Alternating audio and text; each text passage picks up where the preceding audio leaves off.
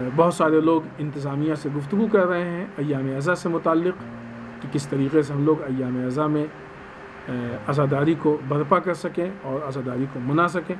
اس مسئلے میں ہمارے مراجع کے بیانیے بھی آئے ہوئے ہیں۔ سب سے پہلے رہبر معظم آقا خامنہئی کے بیانیے کا خلاصہ اور بیچ کا حصہ کہ رہبر معظم فرماتے ہیں کہ بالآخر کسی نہ کسی شکل میں عزاداری انجام پائے گی، لیکن رہبر کہتے ہیں کہ ہم اس بات کی تاکید کرتے ہیں کہ عزاداری میں چونکہ ایران میں ایک کمیٹی ہے کہ جو یہ کورونا سے متعلق میڈیکل اعتبار سے طے کرتی ہے کہ لوگوں کو کیا کرنا چاہیے، کیا نہ کرنا چاہیے، کیسے اپنے کو بچا سکتے ہیں، کس طریقے سے اس کے لیے کیا حفاظت کے انتظامات۔ رہبر کہتے ہیں کہ ان لوگوں کی جو ہدایات ہیں ان کے ماننے کے لیے ہم توصیہ اور تاکید کرتے ہیں۔ حتیٰ رہبر کہتے ہیں کہ ہم خود ان کی بات کو مانتے ہیں، لہٰذا جیسے بھی عزاداری ہو عزاداری انجام دیں، لیکن ان لوگوں کی بات کو مانیں، پھر وہ جو گائیڈنس ہے ان کے اس کے اعتبار سے انجام دیں۔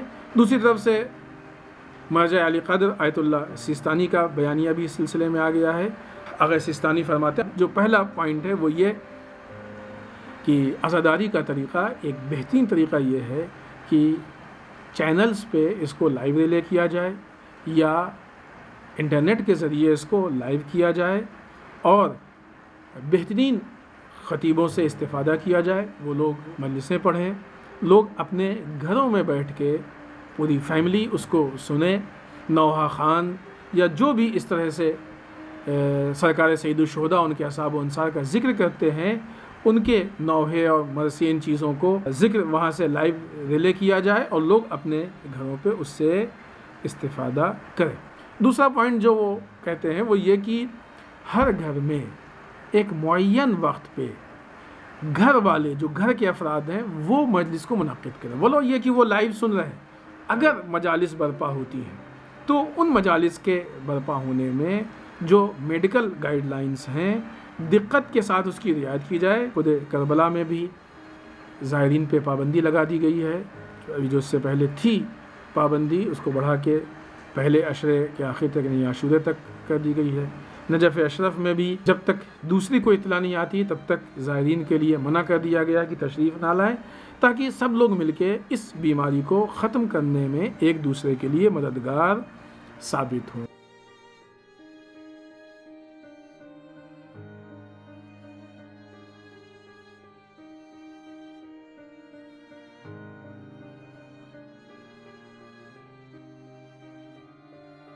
گزشتہ دنوں میں ایک بہت بڑا حادثہ پیش آیا جو بیروت میں ایک بہت بڑا بلاسٹ ہوا ہے، ہزاروں لوگ زخمی ہو گئے ہیں، تقریباً 100 کے آس پاس، اب تک تعداد شاید بڑھ گئی ہوگی کہ اس سے زیادہ لوگ انتقال ہو گیا ہے۔ نہایت افسوس کا مقام ہے اتنا بڑا بلاسٹ جس نے بیروت کو کافی حد تک برباد کر دیا ہے۔ بعض لوگ اس کو ہیروشیما کے بلاسٹ سے تعبیر کر رہے ہیں۔ اتنی بڑی تعداد میں لوگوں کا زخمی ہو جانا، لوگوں کا مر جانا، جو لوگ زخمی ہوئے ہیں ان کے ساتھ ہم ہمدردی کا اظہار کرتے ہیں، جو لوگ اس میں جن کا انتقال ہو گیا ہے، اس دنیا سے رخصت ہو گئے ہیں، ان کے پسماندگان جو فیملی ہے ان کو ہم تسلیت و تعزیت عرض کرتے ہیں، اور اللہ سے دعا ہے کہ جو زخمی ہیں ان کو جلد از جلد شفا عطا ہو تاکہ وہ اپنے روٹین پہ واپس آ سکیں۔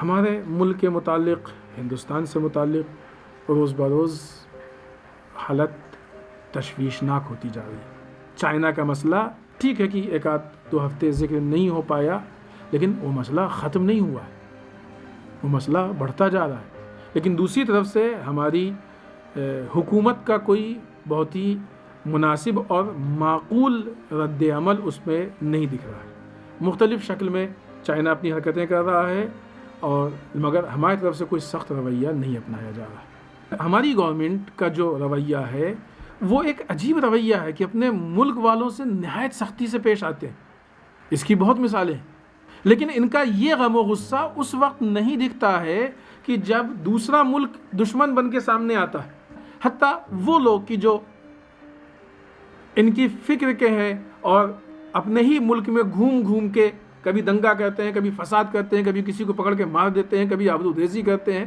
اگر اتنا ہی ان کے اندر غم و غصہ ہے، اتنا ان کا خون کھول رہا ہے، تو انہی کو آپ بارڈر پہ بھیج دیجئے،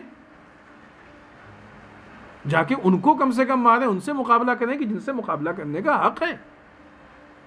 ملک کے اندر اگر اس کاموں کو کیا جائے تو اس کو آتنکواد کہتے ہیں، اس کو دہشت گردی کہتے ہیں. جب دفاع میں اس کام کو کیا جائے تو اس کو ملک کی خدمت کہتے ہیں. ان سے لڑو گے تو ملک بچے گا، مضبوط ہوگا. ملک کے اندر لڑو گے تو ملک کمزور ہوگا. ایک تخمینہ جو بہت زیادہ مشہور ہے کہ تقریباً 10 کروڑ لوگ بے روزگار ہو گئے. یہ چھوٹی تعداد نہیں ہے، اور بے روزگاری کوئی چھوٹا مسئلہ نہیں ہے، کیونکہ بے روزگاری کی وجہ سے نہ کتنے جرائم پیدا ہوتے ہیں، کرپشن پیدا ہوتے ہیں. اس کا ذمہ دار کون ہے؟ حکومت کو کیوں ان چیزوں کی فکر نہیں؟ حکومت کیوں ان مسائل کو حل کرنے کی کوشش نہیں کر رہی؟ موجودہ افراد میں حکومت چلانے کی صلاحیت نہیں ہے. آپ کی ہندوستان سے متعلق، بھارت اور انڈیا سے متعلق سب سے بڑی خدمت اس وقت یہ ہے کہ آپ استعفیٰ دے دیجیے. رام جنم بھومی اور رام مندر کے لیے بھومی پوجن، کہ جو بابری مسجد کو گرا کے توڑ کے، جو گرانا بھی غیر قانونی تھا، وہ ظاہر کورٹ کے فیصلے میں وہ ساری چیزیں آئی ہیں. اور پھر اس کے بعد جو موجودہ فیصلے نے خود فیصلے پہ بھی کوشچن مارک ہے، اس زمین کو اس ٹرسٹ کے حوالے کیا. اور ہماری موجودہ ابھی حکومت کے زمانے میں بہت ہی بڑے اہتمام کے ساتھ وہاں پہ بھومی پوجن یعنی سنگ بنیاد رکھا گیا.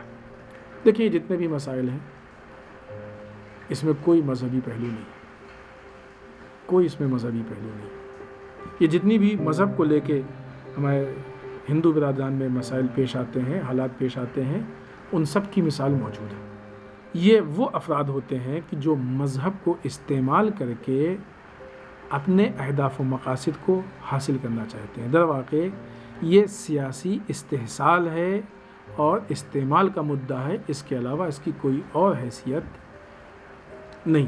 لیکن یہاں پہ اتنا ان کے اندر شعور ہونا چاہیے کہ اس مدعے کو، اس مسئلے کو ان سے پہلے جن لوگوں نے اٹھایا تھا، آج والوں نے ان کو دودھ کی مکھی کی طریقے سے کنارے کر دیا. اس وقت اقتدار کے اعتبار سے وہ بھی اپنے کو بہت بڑا محسوس کر رہے تھے. ان کو بھی تکبر تھا، ان کو بھی بڑا بھروسہ تھا، ان کو بھی بہت گھمنڈ تھا. لیکن وقت اتنی تیزی سے پلٹا کہ جو ان کے موجودہ حالات میں بعض اوقات جو توہین یا ان کو کنارے کر دیا جانا، یہ چیزیں آئی ہیں، اس وقت ان چیزوں کا تصور نہیں کیا جا سکتا تھا. اور اس میں کوئی شک نہیں کہ سیم یہی تاریخ پھر ریپیٹ ہوگی، اس لیے کہ ناانصافی اور ظلم کبھی بغیر نتیجے کے نہیں رہتا. موجودہ حکمران ایک پولیٹیکل ایشو کے عنوان سے اس کو استعمال کر رہے ہیں سیاسی اعتبار سے. یو پی کے سی ایم جو اپنے باپ کے جنازے میں نہیں گئے، وہ مثلاً اس میں پہنچ گئے، جبکہ اس وقت ریزن کیا تھا؟ Corona virus. اس وقت کیس آج کی بنسبت بہت کم تھے، آج کیس کہیں زیادہ ہے. تو وہ ریزن اگر تھا تو ریزن اور مضبوط ہو گیا.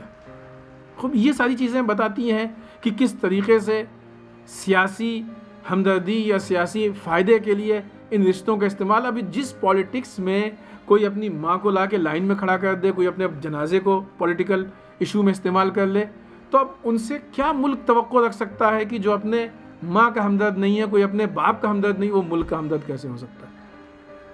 وہ اپنے مذہب کا کیسے ہمدرد ہو سکتا ہے؟ کیسے وہ مذہب کا وفادار ہو سکتا ہے؟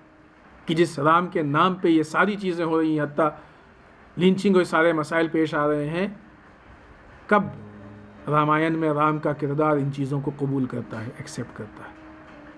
آج اس طرح کے حالات کا پیش آنا کہ ایک پی ایم، ایک سی ایم اور اس طرح سے وہ افراد کہ جو گورنمنٹ میں موجودہ کسی عہدے پہ ہوں، وہ اس طریقے سے کھل کے ایسے حالات پیش کریں، ان حالات میں آ جائیں، تو یہ مسئلہ ہندوستان کے جو بیسک آئین ہے اور سنویدھان ہے اس کے اعتبار سے بہت مناسب اور میچ کھاتا ہوا نہیں ہے در واقع یہ حق کی ادائیگی نہیں ہے۔ اس مسئلے میں کتنے لوگوں کی جان چلی گئی، اس سے کوئی بحث نہیں کہ مرنے والا مسلمان تھا یا ہندو تھا، آیا انسان تھا کہ نہیں تھا، کون اس کا ذمہ دار ہوگا؟ ان کی یہ کوشش بھی ہے، اور موجودہ فی الحال ایسا لگ رہا ہے کہ اس طرف آگے لے جا رہے ہیں کہ جہاں پہ ایک ہندو راشٹر کا خواب دکھایا گیا ہے جو کہ عملی اعتبار سے پورا ہونا ناممکنات میں سے، جو ہندوستان کے بنیادی آئین ہے اور جو موجودہ حالات ہیں۔ ٹھیک ہے جو لوگ اقتدار میں ہیں اور جو ان سے اٹیچ ہیں اور میڈیا کے بعض، لیکن ہندوستان کی اکثریت ابھی ان چیزوں کو قبول کرنے کے لیے آمادہ نہیں ہے، اور اکثریت میں یہ شعور ہے کہ وہ ان مسائل کو مذہبی تعصب کے چشمے اور اینک کے بغیر دیکھ کے فیصلہ کرتی۔ ہمارا ملک ایجوکیشن کے اعتبار سے کچھ تبدیلیاں پیدا کرنا چاہتا ہے، ماہرین کی نظر یہ ہے کہ یہ جو تبدیلیاں ہیں یہ بہت زیادہ مفید ثابت نہیں ہوں گی۔ جب سے یہ ہماری حکومت آئی ہے اس سے ان لوگوں کو تو بہت سپورٹ ملا، یعنی آپ دیکھیں نا کہ وہ جرائم بڑھے، لنچنگ بڑھی، قتل بڑھا، پکڑ کے لوگوں کو پیٹ دینا بڑھا، عورتوں کی آبروریزی بڑھی، لیکن دوسری طرف سے ایجوکیشن بڑھتی ہوئی نہیں دکھائی دی، اور نہیں کہ نہیں بڑھتی ہوئی دکھائی دی۔ کبھی اسٹوڈنٹس پہ حملہ ہو گیا، کبھی فیس اتنی بڑھ گئی کہ مسائل پیدا ہو گئے، اور ابھی تو وہ جو نیا پیٹرن آ رہا ہے وہ ایک الگ مشکل کے اعتبار سے آ رہا ہے۔ ماہرین کا ایسا ماننا ہے کہ وہ ایک روشن مستقبل لے کے نہیں آ رہا ہے۔ اگر تبصرہ کیا جائے تو جن لوگوں نے وہ بنایا تھا پیٹرن جو بھی ہمارے پاس ہے، ان کی علمی صلاحیت، ان کا تجربہ دیکھا جائے، اور جو لوگ اس میں تبدیلی پیدا کرنا چاہتے ہیں ان کے علمی معیار کو دیکھا جائے، ہم سب کی ذمہ داری ہے کہ ہم اپنے ملک کے تحفظ کے لیے زبان سے، فکر سے، بات چیت سے، یا جس اعتبار سے بھی ہمارے لیے پرامن طریقے سے قانون کے دائرے میں رہ کے ممکن ہو، آواز اٹھائیں تاکہ اپنے ملک کو بچا سکیں۔ یہ ہماری مذہبی اور ملکی دونوں ذمہ داری ہے۔